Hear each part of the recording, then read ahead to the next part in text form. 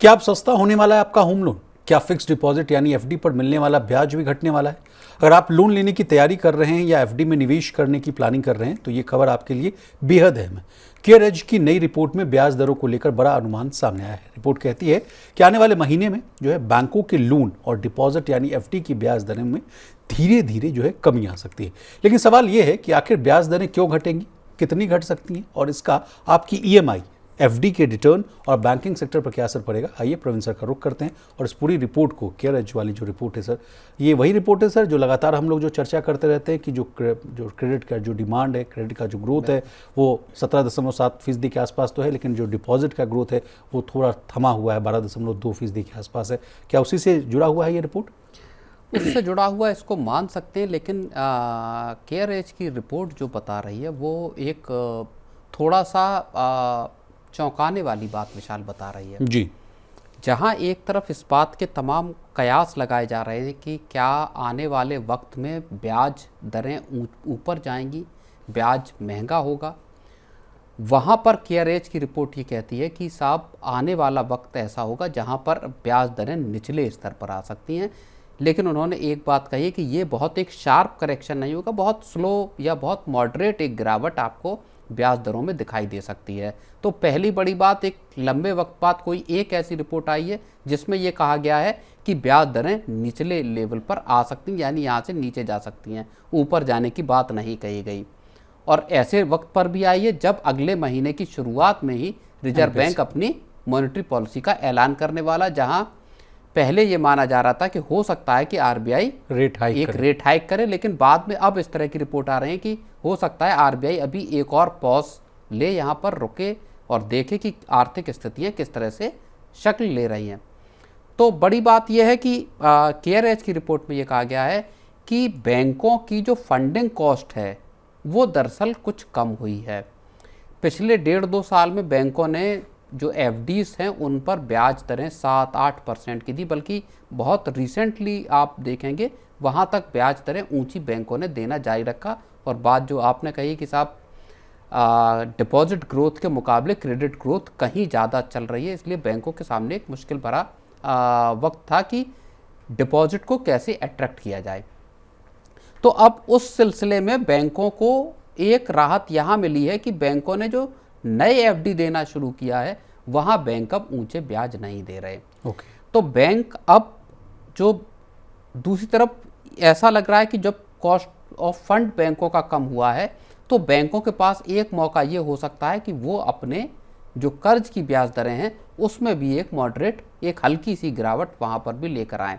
सीधे तौर पर इसका असर ये होगा, एक आम आदमी के लिए इन्वेस्टर्स को झटका लग सकता है, जो डिपॉजिटर्स हैं, जो एफडी कराना चाहते हैं, जो बैंक में पैसा जमा कराना चाहते हैं, उनको आपके एफडी पर ब्याज कम मिलेगा या ऑफ़र कम किया जा सकता है। वहीं जो कर्जदार हैं, जो लोन ले रहे हैं या जिनके पास फ्लोटिंग रेट पर लोन है, उनको राहत मिल सकती है, उनका कर्ज का जो ईएमआई है वो कम हो सकता है थोड़ा। ओके सर, इस कहानी में जो है सरकारी बॉन्ड्स की भी बात कही जा रही है। कहा जा रहा है कि 10 साल की सरकारी बॉन्ड यील्ड पर जो है उस पर हर साल औसतन 6.8% से लेकर 6.9% के बीच रह सकती है। 10 ईयर जीसेक यील्ड की बात की जा रही है सर, और ये अनुमान इस आधार पर लगाया गया है कि ब्रेंट क्रूड की ऑयल की जो है उसकी औसत कीमत जो है $90 प्रति बैरल के आसपास रहे। सर एक दौर हम लोगों ने देखा था, कुछ हफ्ते पहले की बात थी, कि जब ये वॉर वाला सिचुएशंस था उसके नीचे के लेवल तक आता हुआ देखा, यानी $71 प्रति बैरल के आसपास आया। लेकिन जो 21 दिन का जो युद्ध विराम जो समझिए जो टूट गया, उसके बाद तब धड़ाक से जो है 70 के आसपास का जो क्रूड ऑयल था वो 80 के आसपास गया, 85 तक पहुंचता हुआ दिखा। तो ये कहानी क्या है सर? जीसेक वाला मामला भी कुछ समझा दीजिए। बिल्कुल, देखिए एक तो क्रूड के दाम बढ़े इस लड़ाई के शुरू होने के बाद, लेकिन अब थोड़े स्थिर होते हुए क्रूड के दाम दिखाई दे रहे हैं विशाल। दूसरी बात, जहाँ तक जीसेक का सवाल है, जो यील्ड है वो यील्ड भी अब एक स्टेबल, जो ज़्यादा यील्ड है वो उतनी नहीं है, और एक स्टेबल यील्ड यहाँ पर बॉन्ड्स पर मिलती हुई दिखाई दे रही है। और बॉन्ड्स के जरिए पैसे जुटाने की जो अगर आप एक्टिविटी को देखेंगे तो ना सिर्फ गवर्नमेंट बॉन्ड बल्कि आप कॉरपोरेट बॉन्ड को भी देख लीजिए या जो दूसरे और इंस्टीट्यूशंस हैं उनके भी अगर आप देखेंगे, चाहे म्यूनिसिपल कॉरपोरेशन हो, बॉन्ड्स के जरिए पैसा जुटाने में की गतिविधि में भी तेजी आई है।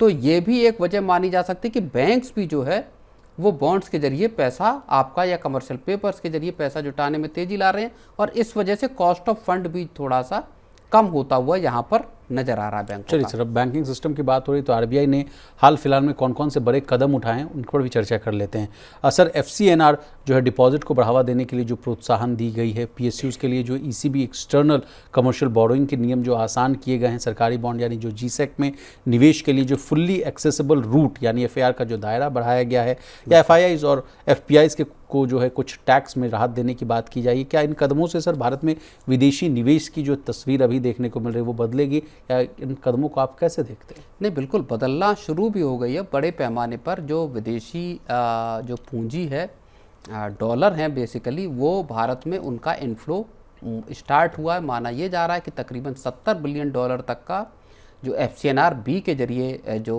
डिपॉजिट्स हैं वो भारतीय बैंकों के पास आ सकते हैं, जो एक स्पेशल विंडो आरबीआई ने बैंकों के लिए खोली है।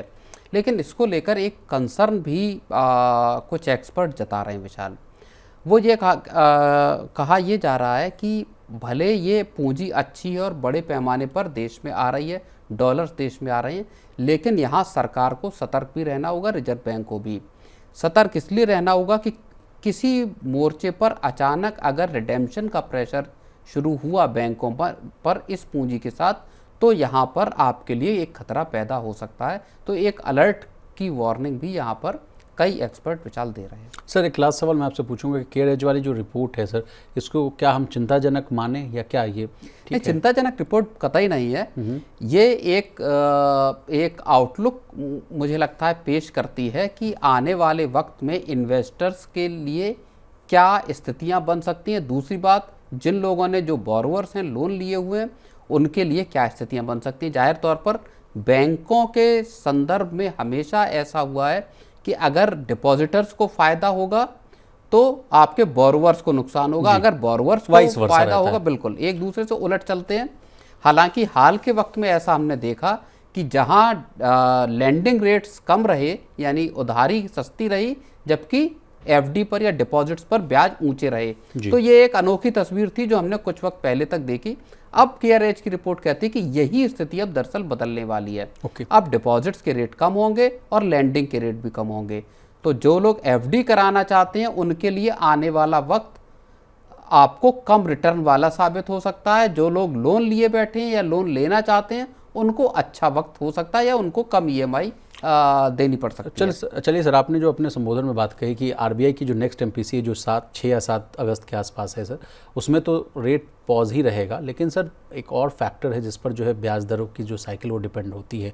आप मानिए चाहे नहीं मानिए, आरबीआई की जो एमपीसी है यूएस फेड को भी जो है ध्यान में रखते हुए जो है रहती है या बनाई जाती है। वॉर का लेटेस्ट अपडेट क्या है सर? यूएस फेड जो है उनका क्या स्टांस हो सकता है? क्या हॉकिश स्टांस रहेगा? क्योंकि वहाँ भी एमपीसी होगी। वॉर का जो लेटेस्ट अपडेट आप देख ही रहे, मारामारी फिर से स्टार्ट हो चुकी है। तो वहाँ अमेरिका का सिचुएशन क्या है, वहाँ क्या नेक्स्ट कदम हो सकता है और उसका क्या इम्प्लीकेशन होगा इंडियन इकॉनमी पर? नहीं, देखिए अभी अमेरिका में भी मुझे ऐसा नहीं लगता कि वहाँ ब्याज दरें बढ़ने का कोई फैसला लिया जाएगा। और चूँकि पिछले जो फेड चेयर थे आपके जेरोम पावेल साहब, वो एक हॉकिश स्टैंस रखते थे, या ये मान लीजिए कि ट्रम्प से उलट उनकी राय थी और इसी वजह से दोनों के बीच में मतभेद थे। जो नए फेड केविन वॉर्स जो हैं वो संभवतः ट्रम्प की लाइन को टो कर सकते हैं और ऐसे में ट्रम्प कभी नहीं चाहेंगे कि इस दौर में ब्याज दरों को बढ़ाया जाए। तो इस वजह से हो सकता है कि जो अगली फेड की मीटिंग होगी उसमें ब्याज दरों पर को स्थिर रखा जाए। और मुझे लगता है कि मौजूदा हालात भी ऐसे हैं, भारत के संदर्भ में भी अगर आप देखेंगे तो आरबीआई इस बात का फैसला ले सकता है कि अभी देखो और इंतजार करो, वेट एंड वॉच की नीति पर आरबीआई भी चल सकता है ब्याज दरों को लेकर।